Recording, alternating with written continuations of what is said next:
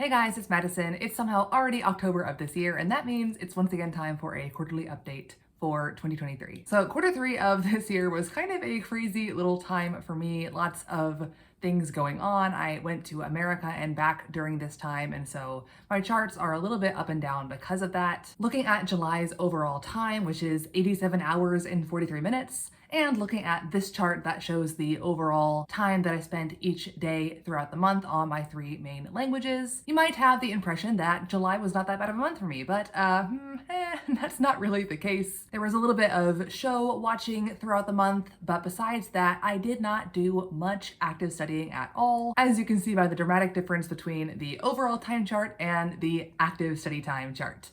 Yeah, so obviously a huge difference there. On the positive side, I was fairly consistent with Japanese this month. Even though the time I spent on Japanese every day was not nearly as high as it had been in the past, at least I was still very consistent during this time. On the downside, aside from that consistent, almost every single day Japanese studying, I did almost nothing for the entire rest of the month, as you can see. So there's two kind of blips on this chart aside from the Japanese. The first one is on the first and second day of the month. That was when I went down to Daegu to see my friends, and on July 1st I was there for probably actually over 10 hours, definitely over 8 hours, but not all that time was actively engaged in conversation, so I just kind of shortened it down to around 2.5 hours for July 1st, and then I left early July 2nd, and so I shortened it to just around 25 minutes-ish of actively engaging in conversation with my friends while I was there visiting them. So that is what that blue is on the first 2 days of the month, and the only other active studying I did the entire month was during my trip back to the States,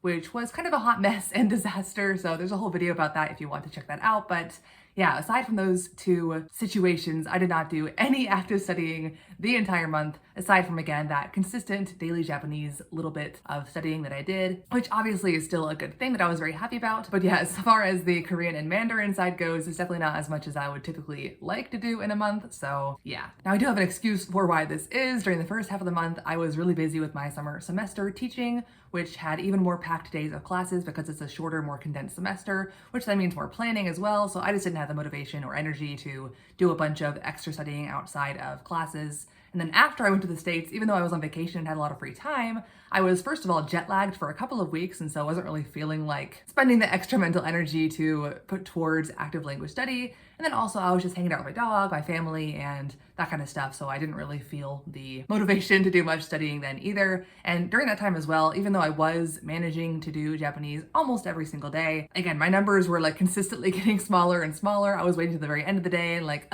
okay, I'll do a tiny little bit just to check it off for the day, but I was not really feeling the motivation there either, even though I did manage to do it almost every day. So looking at the language breakdown for this month for the active studying time, I only did 14 hours and 54 minutes of active studying this month. Most of that, as you can see, was Japanese. I did that little teeny tiny bit of Mandarin during the flights home, and then Korean does manage to take up a decent slice of the pie just because, again, of that trip I took to Daegu the first 2 days of the month. So yeah, that's the active studying. Going back to the total time for July, obviously because I did so little active studying, that means all of this is just show watching. During the first half of the month, I had a couple of binge watching sessions for Mandarin shows, as you can see, a little bit of Korean stuff as well, but you can see in the second half of the month, the Korean show watching actually increases a bit, and that's because I was at home with my brother and we watched a lot of Korean variety shows together, so that was a little fun activity that I shared with my brother there. But yeah, if you look at the language breakdown for the total time, it changes drastically. The Japanese goes way down because it was only the active studying I did, and then the Korean and Mandarin are by far the majority because of all those shows I was watching throughout the month. And if you thought that almost 88 hours was a lot for July, just wait till you see August, because I somehow managed to get 138 hours and 54 minutes of time in August.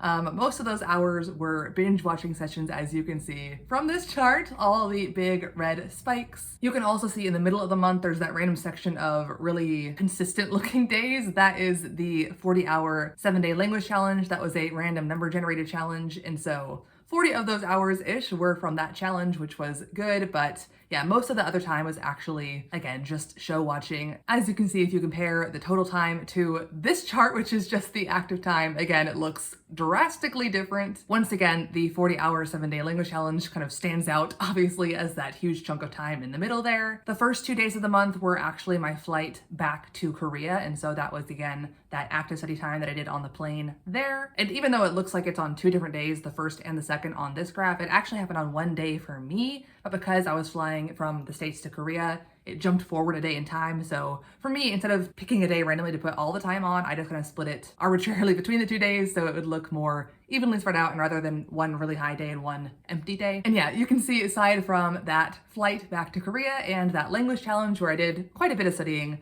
I didn't do much else throughout the month. I was, again, consistently doing that bit of Japanese, but as you can see, those numbers are very, very low. I was, again, kind of losing motivation by this point. This is like month 4 or 5, I think, of doing Japanese every single day. And once again, I was jet lagged for a couple of weeks after coming back to Korea. And so I was just watching a lot of shows and just kind of putting in the bare minimum to doing a bit of Japanese every day without being actually motivated to do a ton until that challenge there in the middle of the month. And again, if you break it down by language, once again, Japanese takes the lead because of that daily consistent studying. And also I did quite a bit of it during that challenge as well. And the other languages each have a decent representation this month because of the decent amount of stuff I got done during that challenge. And then once again, transitioning back from the active time for this month to the total time for August, it becomes much more clear which of those embarrassingly large spikes of red are just binge watching shows. Like I said, I did come back to Korea on the 2nd of August, and so I was just very jet lagged, very unmotivated to do literally anything except for just lay around my apartment and just watch shows all day. And so that's what I did for like a week. And so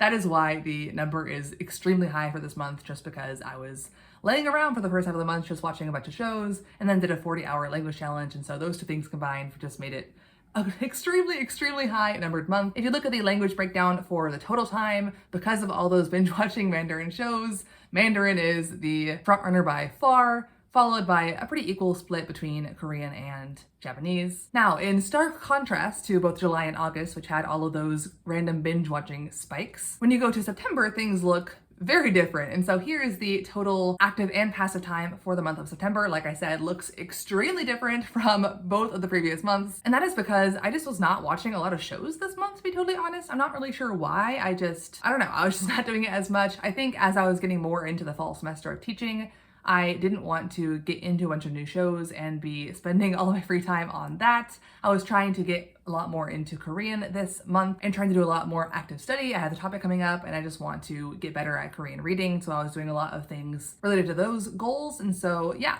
as you can see, there's a lot more blue this month and a lot less binge watching of shows. And that lack of binge watching shows is also why the number of hours drops significantly from the crazy numbers of August to just 68 hours and 32 minutes for this month. Another difference that you might have noticed is that there's no more daily Japanese starting in September. I decided after the end of August that I was kind of done with that session of doing daily Japanese for a while. I wanted to focus again, like I said, more on Korean, and I was just kind of losing motivation for Japanese at the time. And that is why the daily little snow caps of yellow on every single day disappeared throughout this month. Near the end of the month, I did bring it back a little bit, just here and there, just to kind of review some vocab from time to time and not totally forget all the things that I learned during the last 5-ish months of doing daily Japanese studying. But yeah, it was a very minimal part of the month, which again is very obvious if you look at the language breakdown for the total time of the month. As expected by the large amounts of blue spikes during the month, Korean is the vast majority of the time that I spent throughout the month. I did binge watch Mandarin shows for the first 2 days of the month, which is why Mandarin is so large. And like I said, I did almost no Japanese this month, which is why it's so small. And even though the total number of time was smaller than July and significantly smaller than August,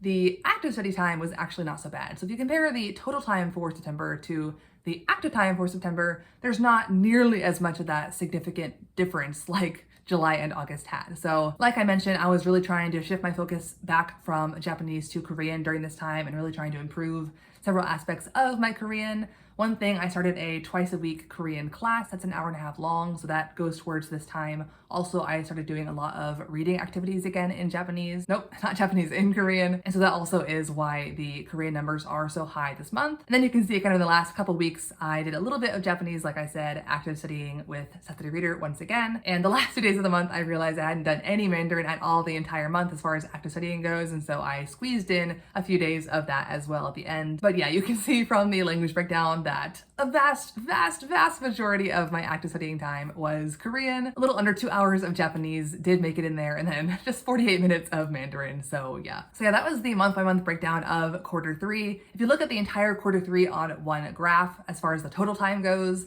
the binge watching sessions really stick out pretty significantly, especially in the beginning of August. And then again, the shift towards Korean really is evident at the end there. And similarly, if you look at the whole 3 months of just active time, the shift from July and August to September looks even more significant. Again, I was very happy with how consistent I was for Japanese during the first 2 months, but aside from that little bit of daily Japanese studying, you can see I only had the trip to Daegu, the trip to the States, the trip back to Korea, and the challenge. That's all I did for active studying. But then you can see September, I drastically changed that and started doing a lot more active studying. And honestly, it's fine that July and August were so chill. I was enjoying myself on my vacation and then jet lagged. And so I'm not like upset about it or anything. It's just kind of funny to look at on the chart, the drastic differences. As far as the language breakdown for the entire quarter, throughout those 3 months, I got 295 hours and 9 minutes. Again, almost half of that came from just August and all those shows I was binge watching, which is why if you look at the language breakdown,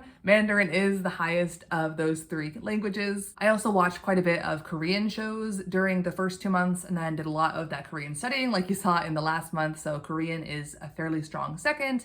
And then Japanese, despite the fact that it was the only thing I was consistently doing throughout the first 2 months, is a much smaller third little chunk. Out of the almost 300 hours of total language learning time, only 87 hours and 19 minutes were active studying time, and as you can see, Korean actually takes the lead just because of that last month. Japanese comes in second because of that consistent studying during the first 2 months, and then Mandarin is just barely in there with just 8 hours and 33 minutes for the entire 3 months of studying. And just for funsies, I'm going to show the entire year so far in one graph. It looks a bit crazy, and all of this hot mess of a chart adds up to 673 hours and 37 minutes for the first 9 months of the year. Because of what shows I tend to binge watch, Mandarin is in the lead, Korean is in second, and Japanese is in third. And this is the entire year so far of active studying. Even though my July and August seemed kind of low, you can still see that throughout the year I've definitely had a positive trend towards studying more as the year has gone on. And even those low feeling July and August months blow the first 2 months out of the water. And so it kind of puts it into perspective. Even though I was feeling kind of bad about my July and August, it's actually a significant improvement compared to the first quarter of the year. And so far, all of this adds up to 217 hours and 40 minutes of just active studying this year, which is incredible. Interestingly enough, it's actually pretty evenly split between Japanese and Korean because of that huge chunk of time in the middle of the year where I was really focusing heavily on Japanese. But as I continue into Q4, if things continue as they're going so far, I suspect that Korean will definitely be a strong leader by the end of the year, but we shall see in the final update of the year. And yeah, Mandarin is definitely hanging out there in third place as usual for active study. I suspect that will remain the same throughout the rest of the year, but again, we'll have to see how things turn out for the rest of the year. So yeah, that was my language update for Q3. I talked a bit about the ups and downs of this quarter of my language learning, but honestly, when I compare it to last year, for example, quarters 2 and 3, I did almost nothing in terms of active language learning. Whereas compared to this year, I've done very consistent language learning, both passive and active. I think there's 2 big reasons for that. The first one is just this tracking process in and of itself. This is the first year that I've done this like Google Sheets tracking and kind of having these charts to look at and kind of analyze my language learning as the months pass. And it's been extremely motivating for me. I know some people find it too much work or almost demotivating because it makes them feel pressured or inadequate or that kind of stuff. But for me, I found it's just like a really interesting time capsule of what I've done and when and how things have kind of changed over time as well. And also I just love poring over data so much and like seeing how the languages compare and how things all add up, that because I want to do this data analysis, I'm actually more motivated to do the language learning that would lead to the data analysis, if that makes sense. And so for now, I want to continue this pattern like I have been. And the other reason that it's been very motivating this year is that I've done a lot of challenges and a lot more videos showing my language learning throughout this year, whereas in past years I've been much more inconsistent on YouTube. But yeah, a lot of the challenges that I've done this year, whether self-inflicted or community challenges, and especially the process of making a video documenting the challenge, has been extremely motivating and kind of like my own personal self-accountability partner, if that makes sense, because once I've like committed to making a video and started filming for the week, because I've already put that effort into the video process, I'm more motivated to actually continue the challenge. Whereas in the past, when I tried to do challenges just by myself with no video involved, I usually do like 1 or 2 days and then just stop because I lose motivation. So I found that the YouTube documentation process of my language learning has also been a key factor in the fact that I've been able to be so consistent and so motivated throughout the entire year to do this. So again, hopefully I can continue to be this consistent throughout the rest of the year and into the future. We shall see. But yeah, that's it for this little check-up video. Let me know in the comments below how you did in Q3. Was there any language that you were focusing on or any skill that you were focusing on? Or alternatively, what you're planning on doing for Q4? And as I often like to say in these videos, this language tracking stuff is only for my personal tracking records. Don't take the numbers I mention as any kind of